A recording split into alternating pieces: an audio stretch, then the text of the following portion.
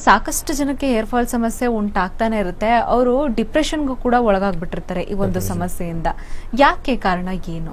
Madam, ಮೊದಲನೇದಾಗಿ ಈ hair fall ಅನ್ನೋಂಥದ್ದೇನಿದೆ ನೋಡಿ, ಇದು ಸಹಜವಾಗಿ ಎಲ್ಲರ ಹತ್ರನೂ ಕಾಣಿಸ್ಕೊಳ್ಳುತ್ತೆ ಇದು. ಸೊ ಇಲ್ಲಿ ನಾರ್ಮಲ್ ಮತ್ತು ಅಬ್ನಾರ್ಮಲ್ ಹೇರ್ ಫಾಲ್ ಅಂತ ನಾವು ಹೇಳ್ಬೋದು. ಮೊದಲನೇದಾಗಿ ಪ್ರತಿಯೊಬ್ಬ ಮನುಷ್ಯನಿಗೂ ನಮಗೆ ಹೇರ್ ಬೀಳುತ್ತೆ ಅಂತ ಹೇಳಿದೆ ನೋಡಿ. ಇದು ನಮಗೆ ಗಮನಕ್ಕೆ ಬರೋದು ಯಾವಾಗ ಅಂತಂದ್ರೆ ತಲೆ ಮೇಲೆ ಇರುವಂಥ ಕೂದಲುಗಳು ಬಿದ್ದಾಗ ಮಾತ್ರ. ಸೊ ಜನರಲ್ ಆಗಿ ಬಾಡಿ ಮೇಲೆ ಎಲ್ಲ ಕಡೆಗೂ ನಮಗೆ ಹೇರ್ ಇದ್ದೇ ಇರುತ್ತೆ, ಎಕ್ಸೆಪ್ಟ್ ನಮ್ಮ ಪಾಮ್ಸು ಮತ್ತೆ ಸೋಲ್ಸ್ ಬಿಟ್ರೆ. ಸೊ ಇಲ್ಲಿ ಏನಾಗುತ್ತೆ, ನಾರ್ಮಲ್ ಆಗಿ ನಮ್ಮ ತಲೆ ಮೇಲೆ ಇರುವಂಥ ಏನು ಕೂದಲು ಇರುತ್ತೆ ನೋಡಿ, ಅದ್ರದ್ದೊಂದು ಜೀವಾವಧಿ ಇರುತ್ತೆ. ಸೊ ಆ ಲೈಫ್ ಸ್ಪ್ಯಾನ್ ಅಂತ ಹೇಳ್ತೀವಿ. ಆ ಲೈಫ್ ಸ್ಪ್ಯಾನ್ ಮುಗಿದ ನಂತರ ಅದು ಬೀಳಲೇಬೇಕು. ಬಿದ್ದ ನಂತರ ಆ ಜಾಗದಲ್ಲಿ ಮತ್ತೊಂದು ಹೇರ್ ಹುಟ್ಕೊಂಡು ಬರ್ತಾ ಇರುತ್ತೆ. ಸೊ ಹಾಗಾಗಿ ಇದರಲ್ಲಿ ಜನರಲ್ ಏನೇ ಮೆಡಿಕಲ್ ಟರ್ಮ್ಸ್ ಅಲ್ಲಿ ಇದರಲ್ಲಿ 3 phases ಇರುತ್ತೆ. ಹೇರ್ ಹುಟ್ಟುವಂಥದ್ದು, ಬೆಳೆಯುವಂಥದ್ದು ಮತ್ತು ಬೀಳುವಂಥದ್ದು.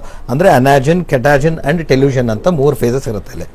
ಬೆಳೆಯುವಂಥ ಸ್ಟೇಜು, ಓಕೆ, ರೆಸ್ಟಿಂಗ್ ಫೇಸು ಮತ್ತು ಬೀಳುವಂಥ ಫೇಸು ಅಂತ. ಆ ಬಿದ್ದ ನಂತರ ಅದೇ ಜಾಗದಲ್ಲಿ ಮತ್ತೊಂದು ಹೇರ್ ಹುಟ್ಕೊಂಡು ಬರುತ್ತೆ. ಯಾಕೆ ಅಂತಂದರೆ ಅಲ್ಲಿರುವಂಥ ಫಾಲಿಕಲ್ಸ್ಗಳು ಅಂತ ಹೇಳ್ತೀವಿ. ಫಾಲಿಕಲ್ಸ್ ಅಂದರೆ ಒಂಥರ ಬೀಜದ ಥರ ವರ್ತಿಸುತ್ತೆ ಅಂತ ನಾವು ಹೇಳ್ಬೋದು. ಇದು ಎರಡನೇದಾಗಿ, ಈಗ ನಾರ್ಮಲ್ ಆಗಿ ಹೇರ್ ಫಾಲ್ ಯಾವಾಗ ಅಂತ ಕರಿಬೇಕು, ಅಬ್ನಾರ್ಮಲ್ ಹೇರ್ ಫಾಲ್ ಯಾವಾಗ ಅಂತ ಕರಿಬೇಕು ಅನ್ನಂತ ತಿಳ್ಕೊಳ್ಳೋದು ಇದಕ್ಕೆ ಬಹಳ ಇಂಪಾರ್ಟೆಂಟ್ ಅಂತ ಹೇಳ್ಬೋದು ನಾನು. ಮೊದಲನೇದಾಗಿ ನಾರ್ಮಲ್ ಬಗ್ಗೆ ನಾನು ತಿಳಿಸ್ಕೊಟ್ಟೆ, ಯಾಕೆ ಹೇರ್ ಬೀಳುತ್ತೆ ಅನ್ನೋದು. ಅಬ್ನಾರ್ಮಲ್ ಅಂತಂದಾಗ ಏನು ಅಂತಂದ್ರೆ, ಹೇರ್ ಇಲ್ಲಿ ಹುಟ್ಟುತ್ತೆ, ಬೆಳೆಯುತ್ತೆ ಮತ್ತೆ ಬೀಳುತ್ತೆ. ಬಿದ್ದ ನಂತರ ಅದೇ ಜಾಗದಲ್ಲಿ ಮತ್ತೊಂದು ಹೇರ್ ಹುಟ್ಕೊಂಡು ಬರ್ತಾ ಇರೋದಿಲ್ಲ. ನಮ್ಮ ಡೆನ್ಸಿಟಿ ಅನ್ನೋಂಥದ್ದು ಕಡಿಮೆ ಆಗ್ತಾ ಇರುತ್ತೆ, ವಾಲ್ಯೂಮ್ ಕಡಿಮೆ ಆಗ್ತಾ ಇರುತ್ತೆ. ಸೊ ಒಂದೇ ಭಾಗದಲ್ಲಿ ಜಾಸ್ತಿ ಕೂದಲು ಬೀಳ್ತಾ ಇರ್ತದೆ. ಸೊ ಸಾಕಷ್ಟು ಇದರಲ್ಲಿ different types of abnormal hair fall ಇದೆ ಅಂತ ಹೇಳ್ಬೋದು. ಓಕೆ, ಸೊ ಇದರಲ್ಲಿ ಅತಿ ಹೆಚ್ಚಾಗಿ ಪುರುಷರಲ್ಲಿ ಕಾಣಿಸ್ಕೊಳ್ಳುವಂತ ಹೇರ್ ಲಾಸ್ ಬಂದ್ಬಿಟ್ಟು ಅಂತ ಹೇಳಿದ್ರೆ ಮೇಲ್ ಪ್ಯಾಟರ್ನ್ ಬಾಲ್ನೆಸ್ ಅಂತ ಹೇಳ್ತೀವಿ.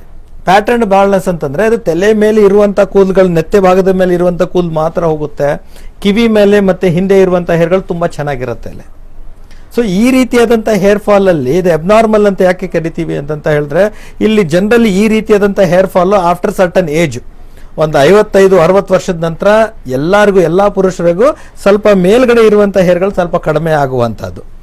ಇನ್ನು ಕೆಲವು ಜನಗಳಲ್ಲಿ ಏನಾಗುತ್ತೆ ಅಂತ ಹೇಳಿದ್ರೆ 13ನೇ ವರ್ಷದಿಂದ ಹಿಡ್ಕೊಂಡು 50 ವರ್ಷದೊಳಗೆ ಮಧ್ಯದಲ್ಲಿ ಎನಿ ಪಾಯಿಂಟ್ ಆಫ್ ಟೈಮು ಇದು ಜಾಸ್ತಿ ಆಗ್ಬೋದು. ಮಧ್ಯದಲ್ಲಿರುವಂಥ ಕೂದಲುಗಳನ್ನೇ ಜಾಸ್ತಿ ಬೀಳ್ಬೋದು. ಇದು ಯಾಕಾಗುತ್ತೆ ಅಂತ ಹೇಳಿದ್ರೆ, ಇದಕ್ಕೆ ಯಾಕೆ ಅಬ್ನಾರ್ಮಲ್ ಅಂತ ಕರಿತೀವಿ ಅಂತಂದ್ರೆ, ಇದು ಏಜ್ ಆಗೋದಕ್ಕಿಂತ ಮುಂಚೆನೆ ಕೆಲವೊಬ್ಬರಿಗೆ ಬೇಗನೆ ಶುರು ಆಗುತ್ತೆ, ಒಂದನೇದು. ಎರಡನೇದು ಏನಪ್ಪಾ ಅಂತಂತಂದ್ರೆ, ಅಲ್ಲಿ ಕಿವಿ ಮೇಲೆ ಹಿಂದೆ ಕಂಪೇರ್ ಮಾಡಿದ್ರೆ ಮುಂದ್ಗಡೆ ಇರುವಂತ ಹೇರ್ಗಳು ಸಣ್ಣ ಆಗ್ತಾ ಬರ್ತಾ ಇರುತ್ತೆ. ನಮ್ಮ ಹೇರ್ ಶಾಫ್ಟ್ ಡಯಾಮೀಟರ್ ಥಿನ್ ಆಗ್ತಾ ಇರುತ್ತೆ.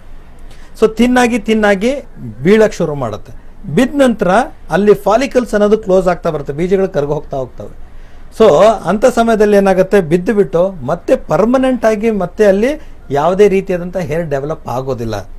ಸೊ ನ್ಯಾಚುರಲ್ ನಾರ್ಮಲ್ ಆದಾಗ ಏನಾಗುತ್ತೆ, ಹೇರ್ ಬೀಳ್ತಾ ಇರುತ್ತೆ, ಫಾಲಿಕಲ್ ಚೆನ್ನಾಗಿರುತ್ತೆ, ಮತ್ತೊಂದು ಹೇರ್ ಡೆವಲಪ್ ಆಗುತ್ತೆ, ಅದು ನಾರ್ಮಲ್. ಇದು ಅಬ್ನಾರ್ಮಲ್ ಅಂತ ಯಾಕೆ ಕರಿತಾ ಇದ್ದೀನಿ ಅಂತ ಹೇಳಿದ್ರೆ, ಇಲ್ಲಿ ಬೀಳುತ್ತೆ, ಮತ್ತೊಂದು ಹೇರ್ ಡೆವಲಪ್ ಆಗ್ತಾ ಇರೋದಿಲ್ಲ ನಿಮಗೆ. ಸೊ ಕೂದಲುಗಳು ಹಿಂದೆ ಕಂಪೇರ್ ಮಾಡಿದ್ರೆ ಮುಂದ್ಗಡೆ ಇರುವಂತ ಹೇರ್ಗಳು ಸಣ್ಣ ಆಗ್ತಾ ಇರುತ್ತೆ. ಇಲ್ಲಿ ಅತಿ ಇಂಪಾರ್ಟೆಂಟು ಅಂತಂತಂದ್ರೆ, ಈ ರೀತಿಯಾದಂಥ ಕೇಸಸ್ಗಳಲ್ಲಿ ಯಾವಾಗ ಹಿಂದೆ ಇರುತ್ತೆ ಕೂದಲುಗಳು, ಅದನ್ನ ಮುಂದೆ ಇರುವಂತಹ ಕೂದಲುಗಳಿಗೆ ಕಂಪೇರ್ ಮಾಡಿದಾಗ ಥಿನ್ನಿಂಗ್ ಅಂತ ಹೇಳ್ತೀವಿ ನೋಡಿ, ಸಣ್ಣ ಆಗ್ತಾ ಇರುತ್ತೆ ಕೂದಲುಗಳು. ಆ ಡಯಾಮೀಟರ್, ಶಾಫ್ಟ್ ಡಯಾಮೀಟರ್ ಏನಿರುತ್ತಲ್ಲ, ಅದು ಸಣ್ಣ ಆಗ್ತಾ ಇರುತ್ತೆ. ಆ ಸಣ್ಣ ಆಗ್ತಾ ಇದ್ದಂಗೆನೆ ಅವಾಗೇನೆ ನಾವು ಇಮಿಡಿಯೇಟ್ಲಿ ಎತ್ತೆಚ್ಕೊಂಡ್ಬಿಟ್ಟು ಅದನ್ನ ಕರೆಕ್ಟ್ ಆಗಿ ಟ್ರೀಟ್ಮೆಂಟ್ ನ ತಗೊಳ್ಬೇಕಾಗತ್ತೆ. ಇಲ್ಲಾಂದ್ರೆ ಏನಾಗುತ್ತೆ, ಅದು ಪರ್ಮನೆಂಟ್ ಆಗಿ ನಮಗೆ ಲಾಸ್ ಆಗ್ತಾ ಹೋಗ್ಬಿಡುತ್ತೆ, ಮತ್ತೊಂದು ಹೇರ್ ಡೆವಲಪ್ ಆಗೋದಿಲ್ಲ ಅದರಲ್ಲಿ.